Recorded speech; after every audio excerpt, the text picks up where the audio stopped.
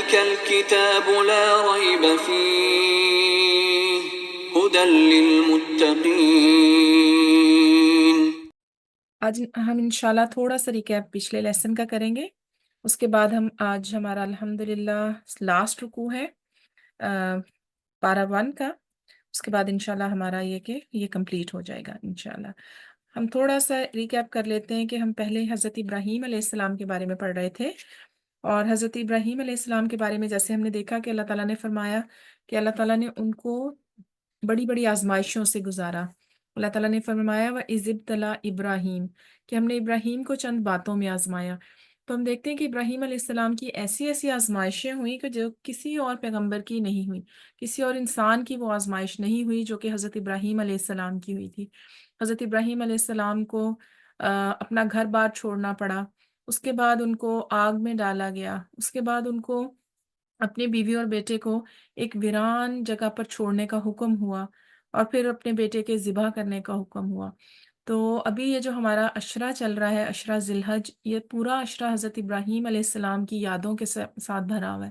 تو میں تھوڑا سا کوشش یہ کروں گی کہ ہم مختصر حضرت ابراہیم علیہ السلام کا یہ قصہ دیکھ لیں کہ جو آج ہم جس کی یاد تازہ کر رہے ہیں اس عشرے میں۔ حضرت ابراہیم علیہ السلام جس ماحول میں پیدا ہوئے وہاں پر شرک بہت زیادہ تھا۔ ان کے والد، ان کی تمام فیملی اور پورے جو علاقہ تھا وہ شرک میں مبتلا تھا۔ تو حضرت ابراہیم علیہ السلام وہ واحد انسان تھے روئے زمین پر کہ جو توحید کی طرف مائل ہوئے۔ اللہ تعالیٰ نے ان کو ہدایت وہاں پر اس ماحول میں دی، اور اپنے ارد گرد ماحول کو دیکھتے ہوئے ان کو اللہ تعالیٰ کی طرف سے یہ ایک توفیق ملی کہ ان کو پتہ چلا کہ یہ سب چیزیں بتوں کی پیدا کردہ نہیں ہیں۔ انہوں نے اپنے والد سے اس کا ذکر کیا، اور پھر اس کے بعد یہ کہ انہوں نے مختلف طریقے سے اپنے والد کو بھی بتانے کی کوشش کی کہ یہ جو ہے نا تمام چیزیں یہ بت نہیں پیدا کر سکتے یا نفع نقصان نہیں دے سکتے۔ لیکن کیا ہوا کہ ان کے والد نے ان کو گھر سے نکال دیا، انہوں نے ان کو وہاں سے نکل جانے کا حکم دیا۔ حضرت ابراہیم علیہ السلام اپنی بیوی سارہ، حضرت سارہ رضی اللہ تعالیٰ عنہ اور اپنے بھتیجے لوط علیہ السلام کے ساتھ گھر سے نکلے، اور ہم دیکھتے ہیں کہ اس وقت پوری زمین پر شرک کا اتنا دور دورہ تھا کہ کوئی اور ان کے علاوہ توحید پرست نہیں تھا۔ پھر حضرت ابراہیم علیہ السلام کو جب اپنا گھر چھوڑنا پڑا، راستے میں ان کو ایک جگہ پر ان کا یعنی ایک علاقے سے گزرے تو وہاں کا بادشاہ جو تھا وہ اس قسم کا انسان تھا کہ وہ ہر عورت پر بری نظر رکھتا تھا۔ تو حضرت سارہ رضی اللہ تعالیٰ عنہ جو تھی وہ بہت خوبصورت تھی، حضرت سارہ علیہ السلام بہت خوبصورت تھی۔ تو اس بادشاہ نے حضرت سارہ علیہ السلام کو اپنے دربار میں بلا لیا، اپنے حرم میں بلایا، اور پھر جب اس نے غلط نیت سے حضرت سارہ کی طرف ہاتھ بڑھایا تو اس بادشاہ کا ہاتھ پتھر کا ہو گیا۔ پھر اس کے بعد اس نے حضرت سارہ سے کہا کہ آپ دعا کریں کہ میرا ہاتھ ٹھیک ہو جائے اور تو میں آپ کو چھوڑ دوں گا۔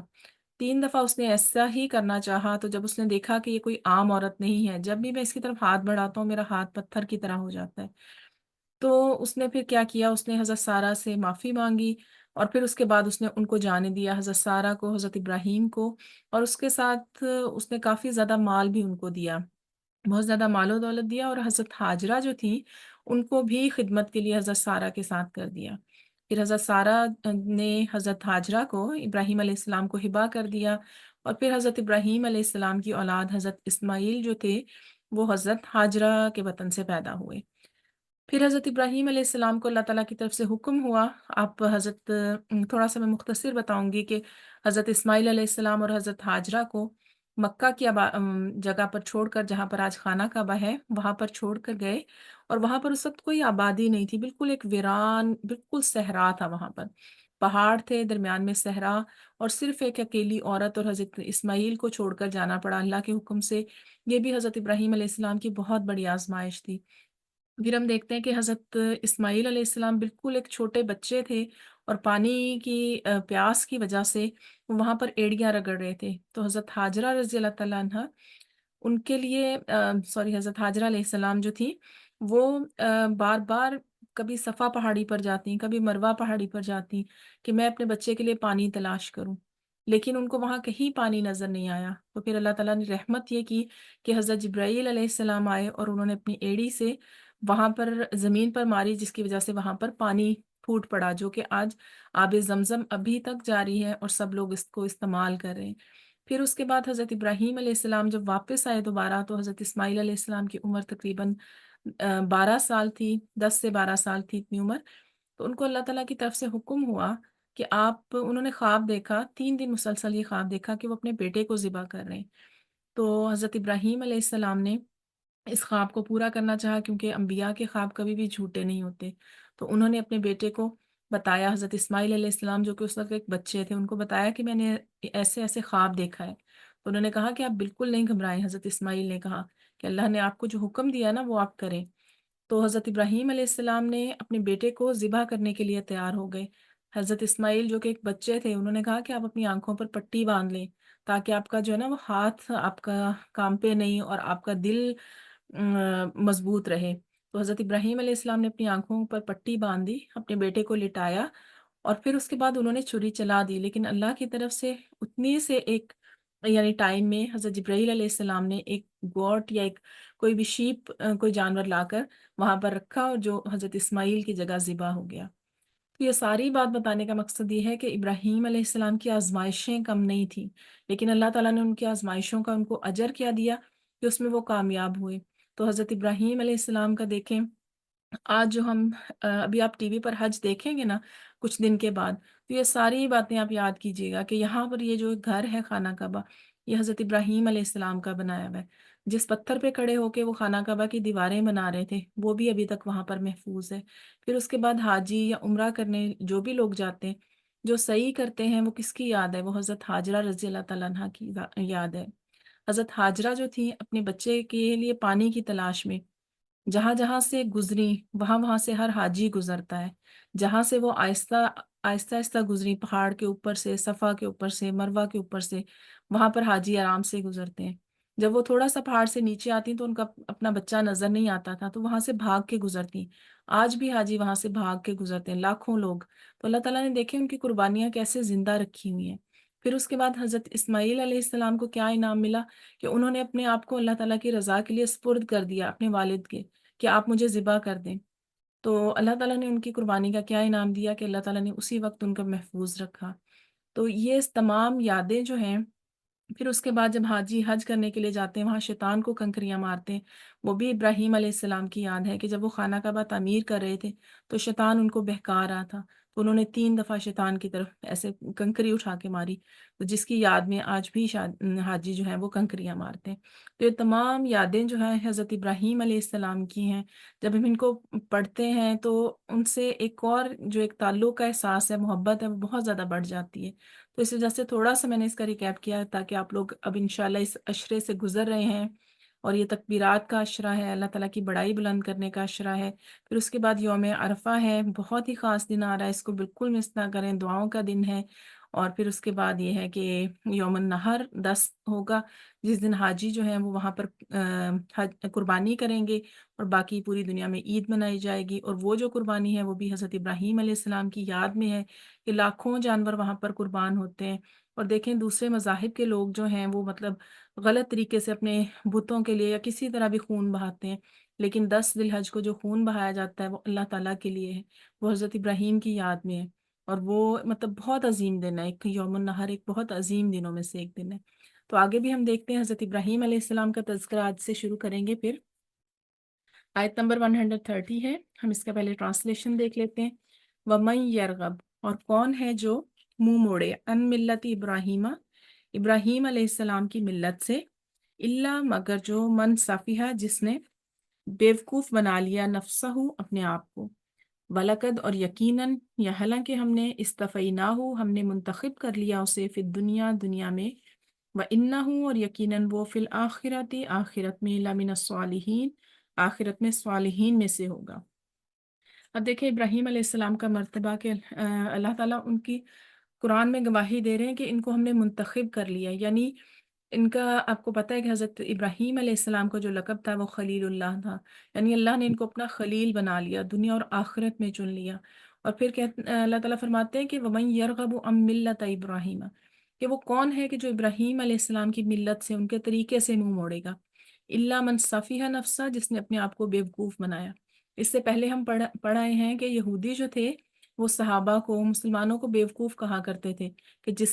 جنہوں نے اپنے دین کے لیے اتنی قربانیاں دی، اپنے مال جان ہر چیز انہوں نے قربان کر دی، تو یہ لوگ بیوقوف ہیں۔ تو اللہ تعالیٰ فرما رہے ہیں بیوقوف وہ نہیں، بیوقوف وہ ہے کہ جو ابراہیم علیہ السلام کے طریقے سے منہ موڑ لے۔ اور یہاں پر ابراہیم علیہ السلام کا اس لیے ذکر کیا گیا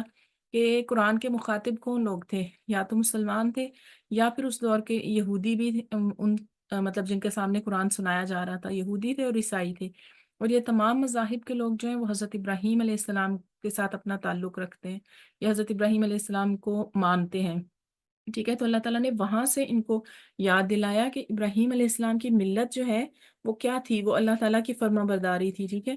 تو اس کے بعد اللہ تعالیٰ قرآن میں جیسے فرماتے ہیں کہ ابراہیم علیہ السلام مشرک نہیں تھے، ٹھیک ہے، وہ صالحین میں سے تھے۔ صالحین کا مطلب یہ ہے کہ یعنی نیک لوگوں میں شامل، بلند درجات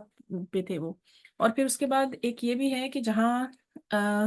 حضرت ابراہیم علیہ السلام کو بہت زیادہ مانتے بھی ہیں تمام مذاہب کے لوگ، وہاں حضرت ابراہیم علیہ السلام کی زندگی ہی ایک ایسا ٹاپک بھی ہے کہ جو دین کا مذاق اڑانے والوں کے لیے یا ایتھیسٹ لوگوں کے لیے ایک ٹاپک بھی ہے۔ جیسے کہ یہ کیسا دین ہے کہ جو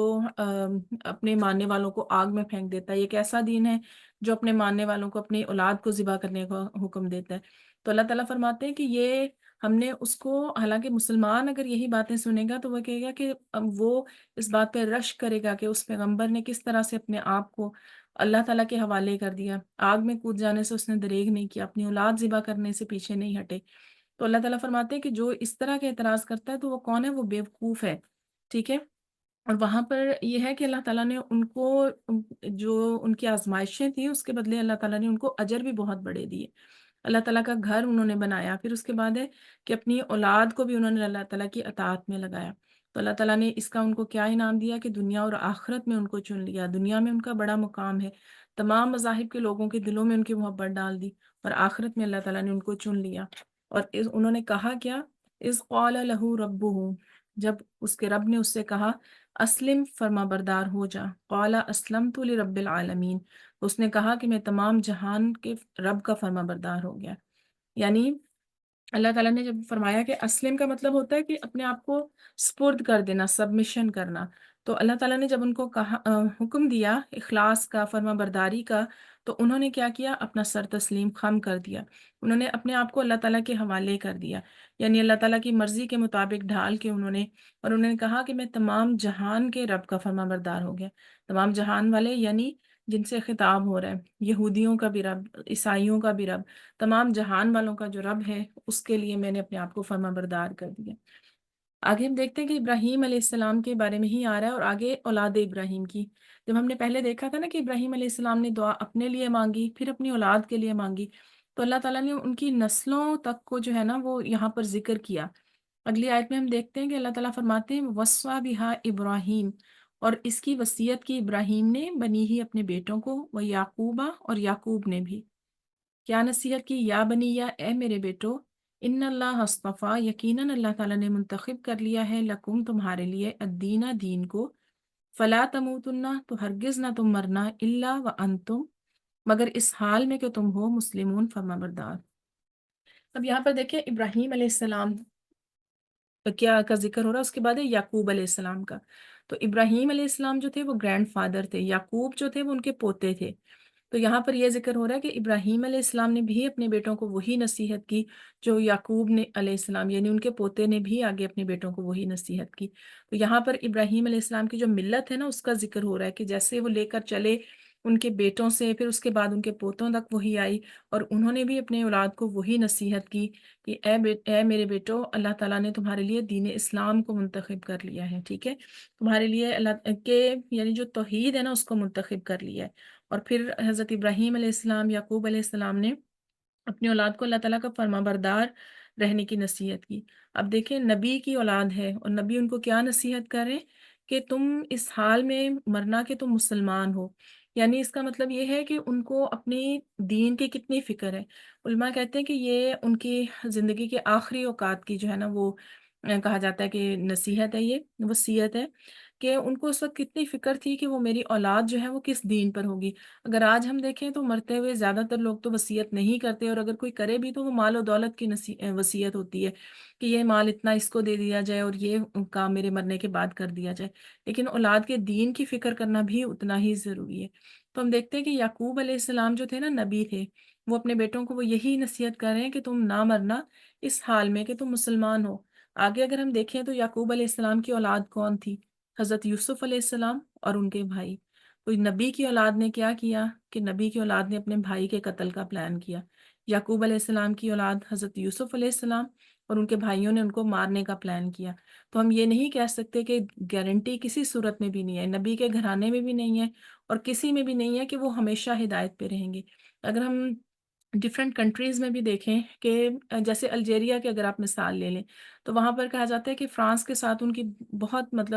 لڑائی اور جنگ رہی، وہ اس وجہ سے کہ ان کے بڑے جو تھے وہ ان سے اس لیے لڑتے رہے کہ یہاں پر ہماری اولاد جو ہے وہ دین کا آرام سے کام کر سکے، اپنی آزادی سے اپنی عبادت کر سکیں۔ وہ ساری ساری رات قیام اللیل کرتے تھے کہ ہمیں اللہ تعالیٰ ان کافروں سے نجات دے، لیکن 2 یا 3 نسلیں گزرنے کے بعد کیا ہوا کہ ان کی اولاد جو تھی وہ ان کا سب سے بڑا خواب رہ گیا کہ ہم فرانس میں جا کے سیٹل ہو جائیں۔ تو یہاں پر کہا جاتا ہے کہ یعنی اولاد آباء و اجداد کو جتنی اپنے دین کی فکر ہوتی ہے نا، تو اولاد ضروری نہیں کہ اسی لائن پر رہے۔ لیکن حضرت یعقوب علیہ السلام نے جیسے انہوں نے دعا اللہ تعالیٰ سے کی، بیٹوں کو نصیحت بھی کی کہ تم اسی پہ دین اسلام پر مرنا، لیکن کیا ہوا ان میں سے ان کے کچھ بیٹے جو تھے وہ غلطی کر گئے، پھسل گئے، لیکن یہ کہ پھر ان کی دعا سے انہوں نے آخر میں توبہ کر لی۔ انہوں نے اپنے والد سے بھی کہا کہ آپ ہمارے لیے اللہ تعالیٰ سے استغفار کریں۔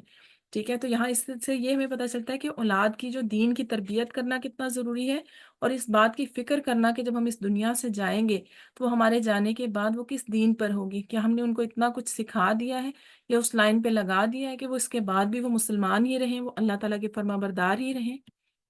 اگلی آیت میں ہم دیکھتے ہیں کہ اللہ تعالیٰ فرماتے ہیں ام کنتم شہداء، کیا تم اس وقت موجود تھے، اذ حضر یعقوب الموت، جب یعقوب کو موت آئی، اذ قال لبنیہ، جب اس نے کہا اپنے بیٹوں سے، ما تعبدون من بعدی، کہ میرے بعد تم کس کی عبادت کرو گے؟ قالوا، انہوں نے کہا، نعبد الہ کا،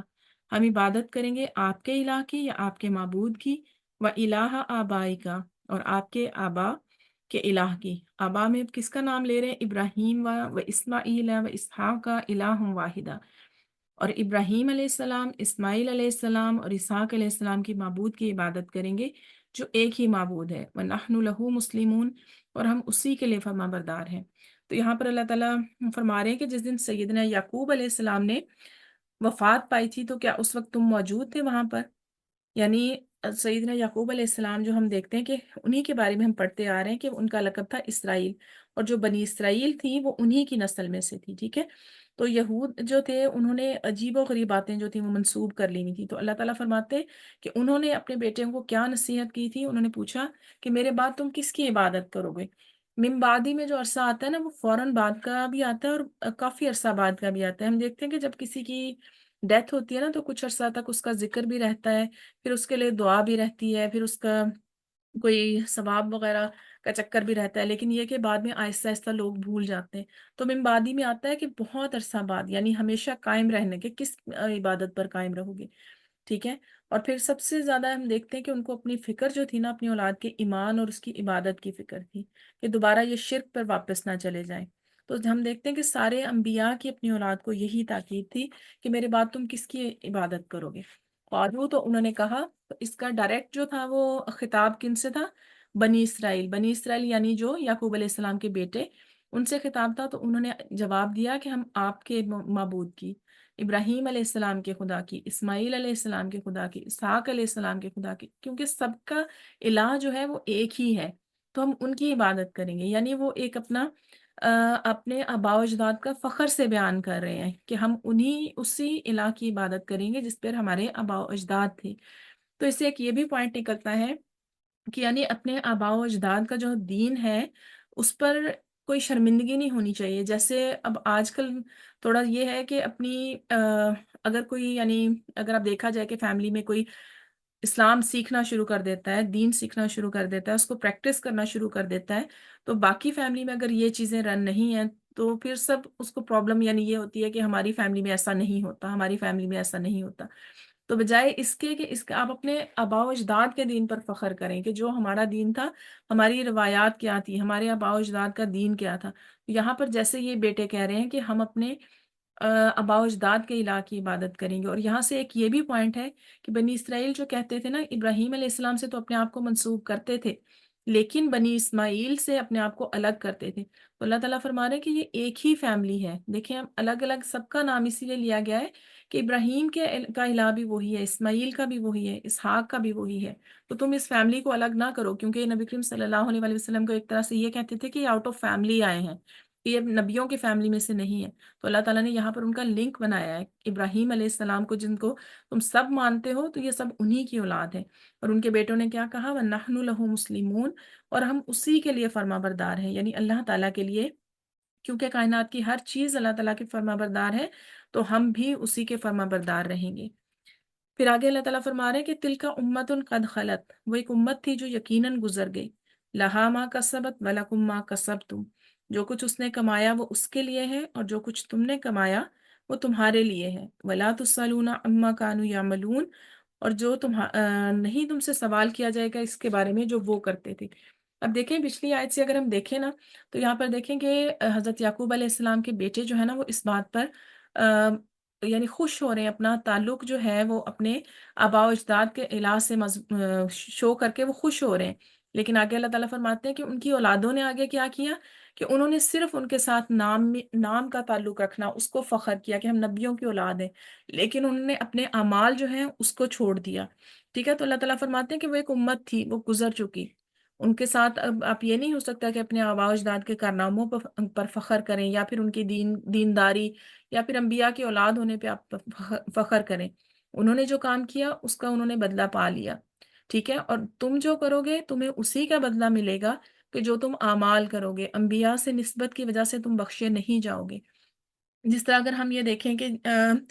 آج امت مسلمہ میں بھی یہ حال ہے کہ نبی کریم صلی اللہ علیہ وآلہ وسلم کے ساتھ اپنی جو نسبت ہے اس کو بہت زیادہ یعنی بیان کرنا پسند کرتے ہیں، ان کی تعریف کرنا، ان کی نعتیں پڑھنا بہت پسند کرتے ہیں، لیکن جو پیروی میں آپ دیکھا جائے تو پیروی میں کتنا پیچھے ہیں ہم لوگ۔ مطلب اگر آپ دیکھا جائے کہ کوئی محفل یا کوئی ایسا کوئی پروگرام ہو رہا ہے جس میں نبی کریم صلی اللہ علیہ وآلہ وسلم کی نعتیں پڑھی جا رہی ہیں،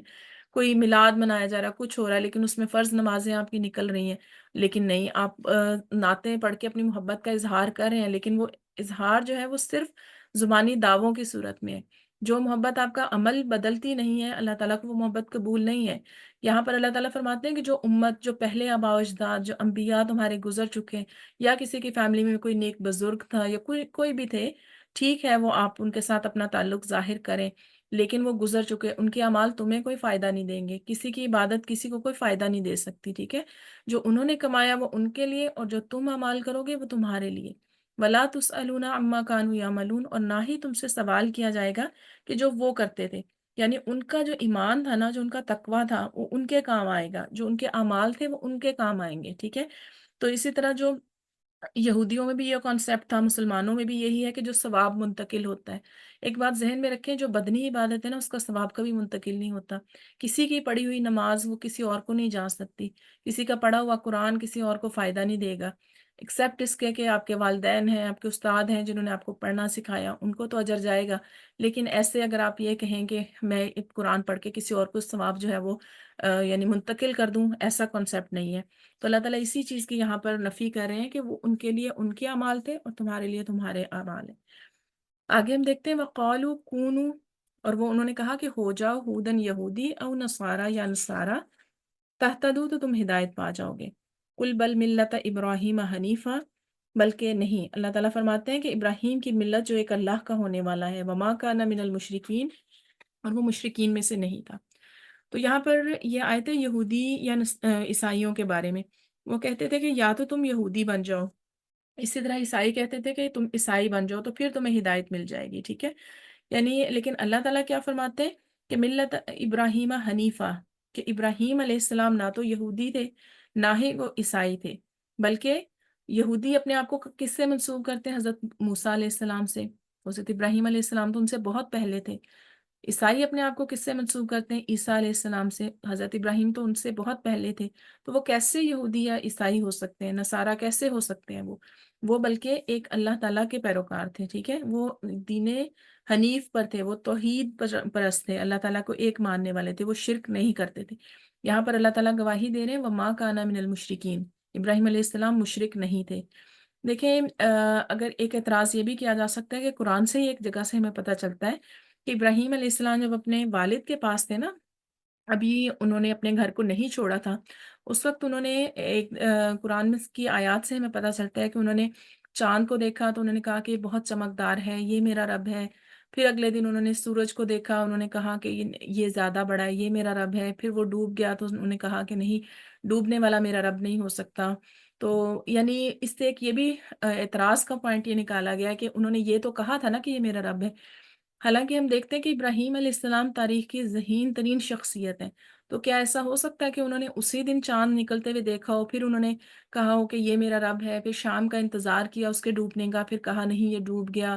اب یہ میرا رب نہیں ہے، پھر اگلے دن سورج کو نکلتے ہوئے دیکھا، پھر ڈوبتے ہوئے دیکھا؟ اصل میں یہ ابراہیم علیہ السلام کا اسلوب تھا، ان کا طریقہ تھا کہ وہ جو شرک کے پوائنٹس ہیں نا ان کو نفی کرنے کے لیے۔ اس کا مطلب ہے وہاں پر ستاروں کی عبادت کرنے والے لوگ بھی تھے، وہاں پر چاند کی پوجا کرنے والے لوگ بھی تھے، تو حضرت ابراہیم علیہ السلام نے ان پر حجت قائم کرنے کے لیے ان کو کہا، مطلب ان کے سامنے یہ ظاہر کیا کہ یہ چاند جو ہے یہ چمکدار ہے تو اس لیے یہ رب ہے۔ پھر انہوں نے خود ہی اس چیز کی نفی کی کہ نہیں، یہ ڈوب جانے والا ہے، یہ میرا رب نہیں ہو سکتا ہے۔ اسی طرح یعنی وہ جو شرک کے آپشنز ہیں نا اس پہ کراس کرتے جا رہے ہیں۔ پھر آگے آ جاتی ہے سورج کی باری، پھر انہوں نے ایسے ہی کیا، پھر انہوں نے بتوں کا، حضرت ابراہیم علیہ السلام نے یعنی ان کی زبان سے کہلوایا، انہوں نے پہلے ان کو سمجھایا، نہیں مانے تو حضرت ابراہیم علیہ السلام نے تمام چھوٹے جو بت تھے نا ان کو توڑ دیا، اور جو کلہاڑا تھا وہ بڑے بت کے کندھے پر رکھ دیا۔ جب ان کے والد آئے اور انہوں نے پوچھا کہ آپ نے یہ بت توڑے ہیں، تو حضرت ابراہیم علیہ السلام نے کہا کہ نہیں، مطلب وہ جو بڑا بت ہے اس سے پوچھ لیں۔ تو انہوں نے کہا کہ ہم اس سے کیسے پوچھیں، یہ تو بولتا بھی نہیں ہے، سن بھی نہیں سکتا، یعنی ان کی زبان سے کہلوایا۔ تو حضرت ابراہیم علیہ السلام نے یہی کہا کہ پھر یہ آپ کیسے اس سے مدد مانگتے ہیں؟ کیسے آپ کا خدا ہو سکتا ہے کہ جو نہ بول سکتا ہے، جو نہ سن سکتا ہے، نہ آپ کی مدد کر سکتا ہے؟ تو حضرت ابراہیم علیہ السلام یعنی ان کے ہر ہر پوائنٹ کو غلط ثابت کر رہے تھے، تو اللہ تعالیٰ نے ان کی گواہی دی کہ وہ مشرک نہیں تھے۔ یاد رکھیں جو نبی ہوتا ہے نا وہ پیدائشی نبی ہوتا ہے، وہ کبھی بھی اس حالت میں نہیں ہوتا کہ وہ گمراہی میں ہو اور پھر اچانک اس پر وحی آنا شروع ہو جائے۔ اللہ تعالیٰ نبی کی حفاظت کرتے ہیں، اس کو ہمیشہ شرک سے، اس کو ہمیشہ جو ہے وہ برے حالات سے اور بری عادات سے محفوظ رکھتے ہیں۔ پیدائشی نبی ہوتا ہے لیکن ان کا جو ظہور ہوتا ہے وہ بعد میں ہوتا ہے۔ موسٹلی انبیاء 40 سال کی عمر میں یعنی ان کو نبوت ملی، لیکن بچپن سے اللہ تعالیٰ نے ان کی حفاظت کی، اور یہاں پر اللہ تعالیٰ گواہی دے رہے ہیں کہ وہ مشرک نہیں تھے۔ آگے ہم دیکھتے ہیں اگلی آیت میں، قولو آمنا باللہ، آپ سب کہو، قولو ہے یعنی سب لوگ کہو، آمنا باللہ، ہم ایمان لائے اللہ تعالیٰ پر، وما انزل الینا، اور جو کچھ نازل کیا گیا ہماری طرف، وما انزل الی ابراہیم و اسماعیل، اور جو کچھ نازل کیا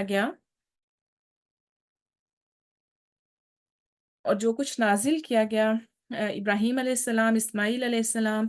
اسحاق علیہ السلام، و یعقوب، اور یعقوب علیہ السلام، والاسباطی، اور اولاد یعقوب پر، وما اوتیا موسیٰ و عیسیٰ، اور جو کچھ دیا گیا موسیٰ اور عیسیٰ کو، وما اوتیا النبیون، اور جو کچھ نبیوں کو دیا گیا، من ربہم، ان کے رب کی طرف سے، لا نفرق، نہیں ہم فرق کرتے، بین احدن، کسی ایک کے درمیان، منہم، ان میں سے، وَنَحْنُ لَهُ مسلمون، اور ہم اللہ تعالیٰ کے ہی فرما بردار ہیں۔ تو یہاں پر اللہ تعالیٰ فرماتے ہیں کہ آپ سب کہیں کہ ہم ایمان لائے اللہ تعالیٰ پر، یعنی جتنے بھی لوگ ہیں وہاں پر وہ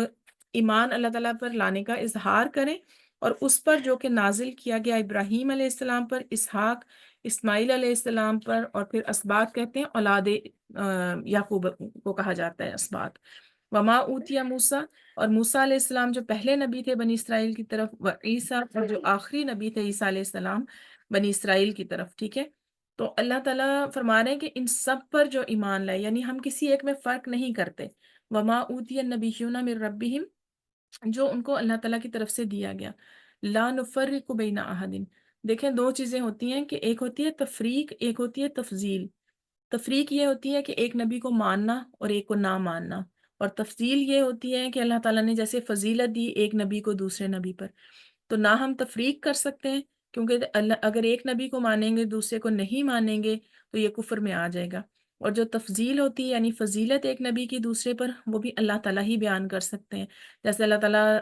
تیسرا پارہ ہے اس کے شروع میں کہتے ہیں کہ ہم نے بعض انبیاء کو ایک دوسرے پر فضیلت دی، کسی سے اللہ تعالیٰ نے کلام فرمایا، کسی کو اللہ تعالیٰ نے کوئی معجزہ دیا، تو یہ فضیلت بھی اللہ تعالیٰ ہی کر سکتے ہیں۔ انسان یہ نہیں کر سکتا، کہ اگر جیسے یہودی یہ نہیں کہہ سکتے کہ موسیٰ علیہ السلام جو ہیں وہ افضل ہیں، یا عیسائی یہ نہیں کہہ سکتے کہ ہمارے نبی بس افضل ہیں، اور جس طرح مطلب نبیوں میں فرق نہیں کر سکتے ہم، انسان کا یہ مقام نہیں ہے کہ وہ نبیوں میں فرق کرے، ٹھیک ہے۔ اور پھر اس کے بعد اگر کسی بھی ایک نبی کا انکار کیا جائے گا تو یہ چیز جو ہے وہ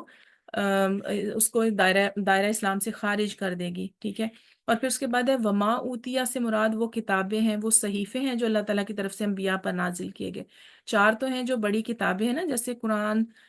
ہے، زبور، انجیل، تورات، اس کے علاوہ بھی چھوٹے چھوٹے صحیفے جو تھے وہ انبیاء پر نازل ہوتے رہے تھے، تو ہمارا ایمان ہے کہ وہ سب اللہ تعالیٰ کی طرف سے تھے، اور وہ یہ کہ شریعتیں اگلے نبی کے آنے سے پہلی والی منسوخ ہو جاتی تھی، لیکن وہ برحق تھیں، اللہ تعالیٰ کی طرف سے تھی، ٹھیک ہے۔ وَنَحْنُ لَهُ مُسْلِمُونَ، اور ہم اسی کے فرما بردار ہیں۔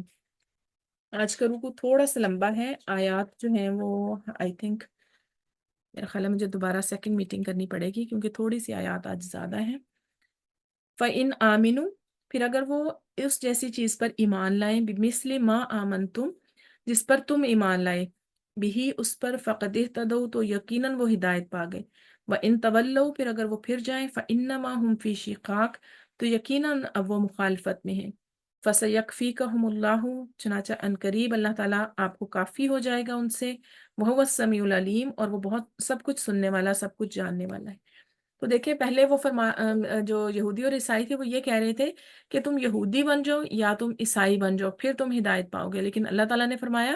کہ اگر وہ ایسا ایمان لائیں جیسا تم ایمان لائے، یعنی صحابہ کے بارے میں بات ہو رہی ہے کہ جیسے تم ایمان لائے تو پھر وہ ہدایت پر ہوں گے، یعنی اس بات کا جواب یہ ہے۔ انہوں نے یہ کہا تھا کہ یہودی یا عیسائی بنو تو ہدایت پاؤ گے، اللہ فرماتے ہیں کہ صحابہ جیسا ایمان لاؤ تو پھر ہدایت پاؤ گے۔ وَإِن تَوَلَّوْا، تو اگر وہ منہ موڑ لیں، یعنی وہ آپ کی بات نہ مانے، نبی کریم صلی اللہ علیہ وآلہ وسلم پر ایمان نہ لائیں، ٹھیک ہے، ہدایت کی پیروی نہ کریں، جو وہی آئی اس کی پیروی نہ کریں، تو پھر وہ کیا کریں گے، پھر وہ ضد میں ہیں، پھر وہ یعنی اپنے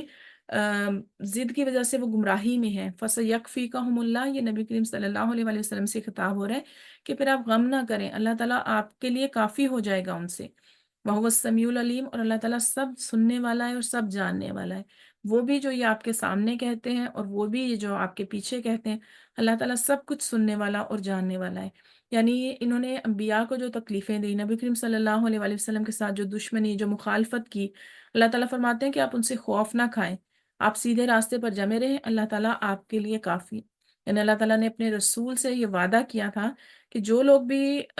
یعنی آپ کی دشمنی میں ہیں، اللہ تعالیٰ آپ کو ان پر غلبہ دیں گے، ٹھیک ہے۔ اور پھر اس کے بعد ہم دیکھتے ہیں اگلی آیت میں ہے صبغۃ اللہ،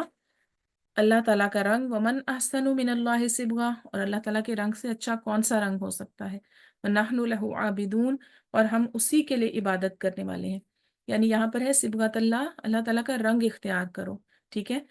ہم دیکھتے ہیں دوسرے مذاہب میں، جیسے یہ عیسائی وغیرہ ہیں، یہ اپنی جب کرتے ہیں بچے جب پیدا ہوتے ہیں بیپٹزم کرتے ہیں، اور پھر دوسرے کچھ مذاہب میں اورنج کلر ڈالا جاتا ہے، تو اللہ تعالیٰ کا رنگ ایسا رنگ نہیں ہے کہ جو کوئی عارضی رنگ ہے جسے وقتی طور پر اوپر انڈیلا جائے تو اس سے آپ مسلمان بنائیں، یہ غیر اللہ کے رنگ ہے۔ اللہ تعالیٰ کا رنگ وہ ہے کہ جو انسان کی یعنی اس کے کردار میں نظر آتا ہے، پھر اس میں یعنی اس کو کیا کرتے ہیں کہ اس کی پوری زندگی چینج کر دیتا ہے، اس کی جو زبان ہے وہ اللہ اور اس کے رسول کی بات کرتی ہے، اس کے سارے اعضاء جو ہیں وہ اللہ تعالیٰ کے رنگ میں رنگ جاتے ہیں، اللہ تعالیٰ کی اطاعت کرتے ہیں۔ یعنی جب دیکھیں کہ کسی کے اندر اللہ تعالیٰ کی محبت آ جاتی ہے، یا پھر یہ کہ اس کے دین کی محبت آ جاتی ہے نا، تو اس کے بولنے سے، اس کے اٹھنے بیٹھنے سے، پھر اس کی ہر چیز میں اللہ تعالیٰ کی جو محبت ہے وہ نظر آتی ہے، یہی اللہ تعالیٰ کا رنگ ہے، ٹھیک ہے۔ اور پھر یہ ہے اللہ تعالیٰ کے رنگ کو جو چھوڑ کر غیر اللہ کے رنگ اور ان کے طریقہ زندگی کو اختیار کرے، تو پھر اللہ تعالیٰ ان کو مطلب دنیا اور آخرت میں یعنی اللہ تعالیٰ ان سے کہہ لیں کہ انہی میں سے ان کو شامل کرتا ہے۔ جیسے رسول اللہ صلی اللہ علیہ وآلہ وسلم نے فرمایا کہ جس نے کسی قوم کی مشابہت اختیار کی پھر وہ انہی میں سے ہو جائے گا، یعنی چاہے وہ آپ ظاہراً ان کی مشابہت اختیار کریں، چاہے آپ ان کے آئیڈیاز سے متاثر ہوں، چاہے آپ ان کے رسوم و رواج جو ہیں ان کو آپ اڈاپٹ کرنے کی کوشش کریں، تو آپ انہی میں سے شامل ہو جائیں گے، ٹھیک ہے۔ اور پھر یہ ہے کہ اللہ تعالیٰ کا رنگ کیسے چڑھتا ہے کہ اللہ تعالیٰ کی سے محبت میں، اس کے اللہ تعالیٰ کے جو دین کا علم ہے حاصل کرنے سے، ٹھیک ہے، پھر اس کے دین کو پھیلانے سے اور اس دین پر عمل کرنے سے۔ صرف خالی علم کام نہیں کرتا، جب آپ اس کو اپنے عمل میں لائیں گے تو پھر اللہ تعالیٰ کا رنگ آپ کی شخصیت میں نظر آئے گا۔ نحن لہ عابدون، اور اسی کے لیے ہم عبادت کرنے والے ہیں، یعنی خالص ہو کر ہم اسی کی عبادت کرنے والے ہیں۔ قل اتحاجوننا، آپ کہہ دیں کہ کیا تم جھگڑا کرتے ہو ہم سے، فی اللہ، اللہ کے بارے میں، وہو ربنا، اور وہی ہمارا رب ہے، وربکم، اور تمہارا رب ہے، ولنا اعمالنا، اور ہمارے لیے ہمارے اعمال ہیں، ولکم اعمالکم، اور تمہارے لیے تمہارے اعمال ہیں، ونحن لہ مخلصون، اور ہم اسی کے لیے خالص کرنے والے ہیں۔ تو یہاں پر یہود و نصارہ سے بات ہو رہی ہے کہ یہود و نصارہ نے جب یعنی مسلمانوں سے یہ کہا کہ ہم انبیاء، مطلب سارے انبیاء ہم میں آئے ہیں، وہ ہمارے دین پر تھے اور ہمارے دین جو ہے وہ تم سے افضل ہے، یا پھر ہم اللہ تعالیٰ کے بیٹے ہیں اور محبوب ہیں، تو پھر اللہ تعالیٰ نے یہ آیات نازل فرمائی کہ آپ مشرکوں کے جھگڑے کو ختم کرنے کے لیے ان سے کہہ دیں کہ آپ کیا اللہ تعالیٰ کے بارے میں ہمارے سے جھگڑتے ہو، کیونکہ جو مسلمان ہے نا وہ ہر وقت اس بات کا اس کو شعور ہوتا ہے کہ اللہ تعالیٰ مجھے سن رہا ہے، ٹھیک ہے، اللہ تعالیٰ موجود ہے، تو وہ اللہ کے بارے میں کبھی بھی ایسی بات نہیں کرتا جو بے ادبی گستاخی ہو، جو اللہ تعالیٰ کے بارے میں جھگڑا وہ کبھی نہیں کرتا۔ تو یہاں پر اللہ تعالیٰ فرما رہے ہیں کہ آپ ان سے پوچھیں گے کیا آپ آپس میں یہ جھگڑا کرتے ہو یا ہم سے جھگڑا کرتے ہو رب کے بارے میں،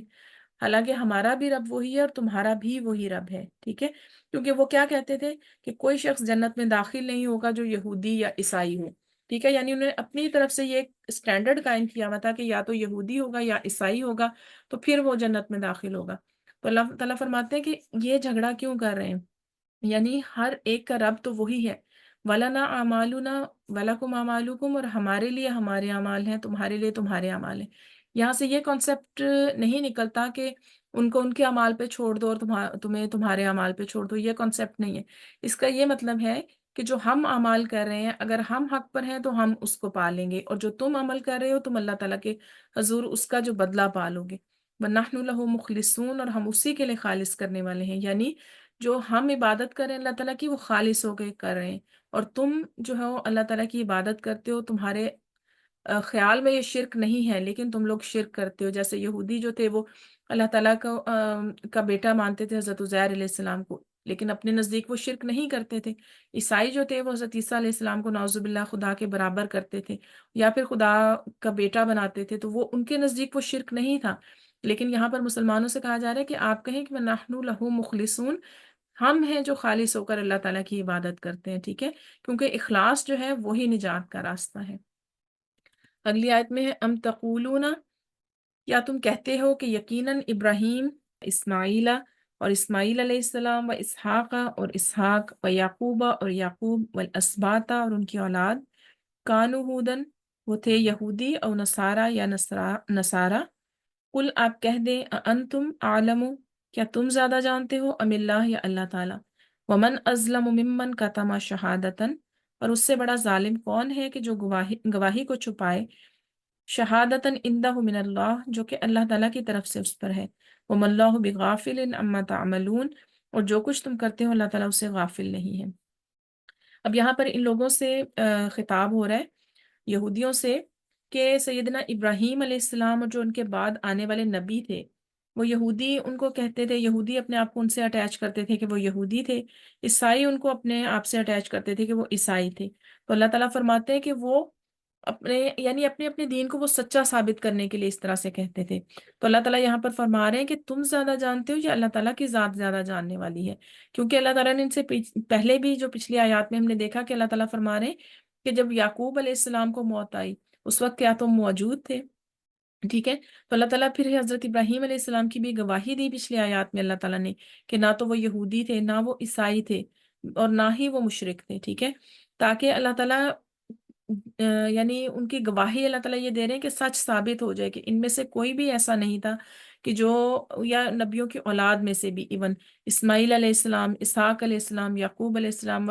والاسباطہ، اور ان کی اولاد میں سے کوئی ایسا نہیں تھا کہ جو مشرک تھا، ٹھیک ہے، سب اللہ تعالیٰ کی توحید پر ایمان رکھنے والے تھے۔ پھر آگے اللہ تعالیٰ فرما رہے ہیں کہ ومن ازلم ممن کتم شہادتن، اور اس سے بڑا ظالم کون ہے کہ جو شہادت کو چھپائے۔ شہادت کون سی تھی؟ کہ جو نبی کریم صلی اللہ علیہ وآلہ وسلم کے آنے کی شہادت تھی، یا پھر ابراہیم علیہ السلام کے بارے میں جو سچ تھا وہ اس کو چھپاتے تھے۔ یعنی وہ اپنی کتابوں میں پڑھتے تھے کہ اسلام سچا دین ہے، اور پھر یہ کہ محمد صلی اللہ علیہ وآلہ وسلم آئیں گے، اس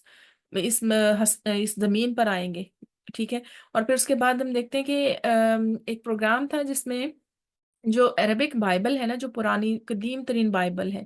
اس میں سے ایک عالم نے نکال کے ان کی جو پیجز نکال کے انہوں نے بتایا، انہوں نے ثابت کیا کہ یہ جو مکہ کی سرزمین ہے، یہاں پر ان کی کتاب میں یہ آیات موجود ہیں، ورسز موجود ہیں کہ یہاں پر یہ نبی آئے گا، ان کی نشانیاں موجود ہیں، لیکن یہ کہ اس کو جھٹلاتے تھے۔ اور یہ اتنا بڑا ظلم تھا، یعنی اللہ تعالیٰ اس کو ظلم عظیم کہہ رہے ہیں کہ انہوں نے اس گواہی کو چھپایا، اور پھر یہ کہ قیامت کے دن ان کو اس ظلم کا سخت سامنا کرنا پڑے گا، کیونکہ اللہ تعالیٰ اس چیز سے غافل نہیں ہے جو یہ کر رہے ہیں۔ اللہ تعالیٰ نے ان کی اعمال کو، اس کی جزا کو اللہ تعالیٰ نے محفوظ کر لیا۔ تو یہاں پہ دیکھتے ہیں کہ اللہ تعالیٰ بار بار ان کے جو غلط عقائد ہیں نا، اس کی اصلاح کر رہے ہیں۔ یہ حضرت ابراہیم علیہ السلام سے اپنے آپ کو اٹیچ کرتے تھے، اور پھر حضرت ابراہیم علیہ السلام کو یعنی اپنے اپنے دین کو سچا ثابت کرنے کے لیے ان پر مشرکین اپنے ساتھ ان کو کرتے تھے، یہودی اپنے ساتھ، عیسائی اپنے ساتھ اٹیچ کرتے تھے، لیکن اللہ تعالیٰ نے ان کی گواہی دی قرآن پاک میں، اور بار بار اللہ تعالیٰ مختلف اوقات پر، مختلف جگہوں پر اللہ تعالیٰ گواہی دے رہے ہیں کہ ابراہیم وہ تھے کہ جنہوں نے وفا کا حق ادا کیا، ابراہیم وہ تھے کہ جن کو اللہ تعالیٰ نے اپنا خلیل بنایا، ان کو دنیا اور آخرت میں چن لیا۔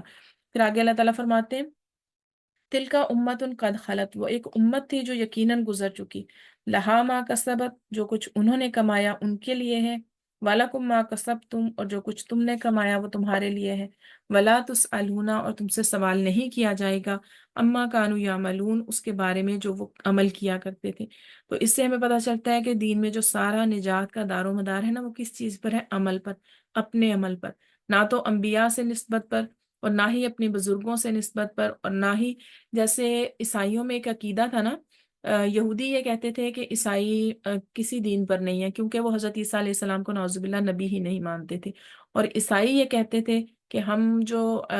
ہمارے گناہ ہے نا، عیسائی یہ کہتے تھے کہ ہمارے گناہ جو ہیں، حضرت عیسیٰ علیہ السلام ان تمام کا جو انہوں نے کفارہ ادا کر دیا اور وہ سولی چڑھ گئے، تو اب ہمیں کوئی وہ اس چیز کا نہیں ہے، اب ہمیں ہمارے گناہ کوئی نقصان نہیں پہنچا سکتے۔ تو اسلام نے اس جو کانسیپٹ ہے اس کی بالکل نفی کی کہ کوئی کسی کے گناہوں کا کفارہ نہیں کر سکتا، اور یہ تو بالکل کانسیپٹ غلط ہے، کیونکہ حضرت عیسیٰ علیہ السلام کو نعوذ باللہ سولی نہیں دی گئی، لیکن ان کا کانسیپٹ یہ ہے کہ تمام ہماری جو عیسائی برادری ہے اس کی طرف سے انہوں نے گناہوں کا کفارہ ادا کر دیا، اس لیے اب ہم جو بھی کریں تو ہم جنت میں ہی جائیں گے۔ تو اسلام کیا کہتا ہے کہ آپ کی نجات کا دار و مدار آپ کے اپنے عمل پر ہے، جیسے نبی کریم صلی اللہ علیہ وآلہ وسلم نے فرمایا کہ جس کا عمل اسے پیچھے کر دے، اس کا نسب اسے آگے نہیں بڑھا سکتا، چاہے اس کا تعلق نبیوں سے ہے، چاہے وہ نبیوں کی اولاد میں سے ہے، ٹھیک ہے، لیکن اس کے اعمال اگر اس کو پیچھے کر دیں تو پھر وہ آگے نہیں بڑھ سکتا۔ پھر اللہ تعالیٰ فرماتے ہیں کہ تل کا امت قد خلت، ایک امت تھی جو گزر چکی، یعنی انبیاء جو تھے یا یہود و نصارہ کے جو انبیاء تھے، ان کے بزرگ تھے، وہ سب گزر چکے ہیں، انہوں نے جو بھی کچھ کمایا ان کا عمل جو ہے وہ انہی کے ساتھ ہے، انہی کو فائدہ دے گا۔ اور اسی طرح یہ دونوں صورت میں ہم دیکھ سکتے ہیں کہ نیک اعمال بھی اسی کو فائدہ دیں گے، اور اگر اس کے کوئی گناہ تھے، بد اعمال تھے، تو وہ اسی کو نقصان دیں گے، کوئی کسی کا گناہ کا بھار بھی نہیں اٹھائے گا، اور نہ ہی کوئی کسی کی نیکی کا اجر پائے گا۔ اور پھر یہ ہے کہ جیسے اللہ تعالیٰ مختلف جگہوں پر فرماتے ہیں کہ اس دن وہ ایسا دن ہوگا کہ کوئی جان کسی کا بوجھ نہیں اٹھائے گی، اور نہ ہی کسی سے پوچھا جائے گا کہ وہ کیا عمل کرتے تھے۔ اور اسی طرح یعنی جو یہودی ہیں، اگر وہ اپنے آپ کو نبی کریم صلی اللہ علیہ وآلہ وسلم کے دور میں وہ آپ پر ایمان نہیں لاتے، تو اپنے دور میں وہ جتنے مرضی نیک عمل کرتے رہے، اپنے انبیاء پر ایمان لاتے رہے، لیکن جب تک انہوں نے شریعت محمدی صلی اللہ علیہ وآلہ وسلم کو قبول نہیں کیا، آپ صلی اللہ علیہ وآلہ وسلم پر ایمان نہیں لائے، تو ان کا ایمان قابل قبول نہیں ہے۔ وَلَا تُسْأَلُونَ عَمَّا كَانُوا يَعْمَلُونَ، اور تم سے ان کے بارے میں نہیں پوچھا جائے گا، یعنی آپ کے بزرگ جو بھی کرتے رہے اس سے آپ کو کوئی فائدہ نہیں ہوگا، آپ اپنے اعمال کی فکر کریں۔ اور پھر یہ ہے کہ ایسی نسبت جس سے آپ دھوکہ کر کے جو آپ کے عمل میں کمی کر دے، وہ آپ کو کسی صورت فائدہ نہیں دے سکتی۔ تو اللہ تعالیٰ سے دعا ہے کہ اللہ تعالیٰ ہمیں اپنے اعمال کی فکر کرنا نصیب فرمائے، ہمیں اپنی کتاب کا علم عطا فرمائے، اور ایسا علم عطا فرمائے کہ جو ہمارا عمل بدلے، ایسی محبت نبی کریم صلی اللہ علیہ وآلہ وسلم سے ہمیں عطا فرمائے اللہ تعالیٰ، کہ جس سے ہمارا عمل بدلے، صرف یہ خالی محبت دعووں کی صورت میں نہ ہو۔ کیونکہ آج ہم دیکھتے ہیں امت مسلمہ کا ہر شخص جو ہے نبی کریم صلی اللہ علیہ وآلہ وسلم کے ساتھ محبت کا دعوے دار ہے، ہر صورت میں وہ آپ صلی اللہ علیہ وآلہ وسلم کے ساتھ اپنے آپ کو تعلق کو شو کرنا چاہتا ہے، چاہے وہ بہت زیادہ دیندار ہے چاہے وہ نہیں دیندار، لیکن وہ نبی کریم صلی اللہ علیہ وآلہ وسلم کے ساتھ تعلق ضرور اپنا ظاہر کرتا ہے۔ لیکن جب ہم یہ دیکھتے ہیں کہ آپ صلی اللہ علیہ وسلم کی سنت کی پیروی اس کی زندگی میں کتنی ہے، آپ کے احکامات پر کتنا عمل ہے، تو یہ چیز خالی دعووں کو کھول کر ثابت کر دیتی ہے کہ اس خالی محبت کے دعووں کا کوئی فائدہ نہیں ہے کہ جو آپ کی زندگی میں عمل کی صورت میں نظر نہ آئے، ٹھیک ہے۔ تو اللہ تعالیٰ سے دعا ہے کہ اللہ تعالیٰ ہمیں ایسا علم عطا کریں، ایسی محبت نبی کریم صلی اللہ علیہ وسلم کی عطا کریں کہ جو ہماری زندگی چینج کر دے، جو ہمارا عمل چینج کر دے۔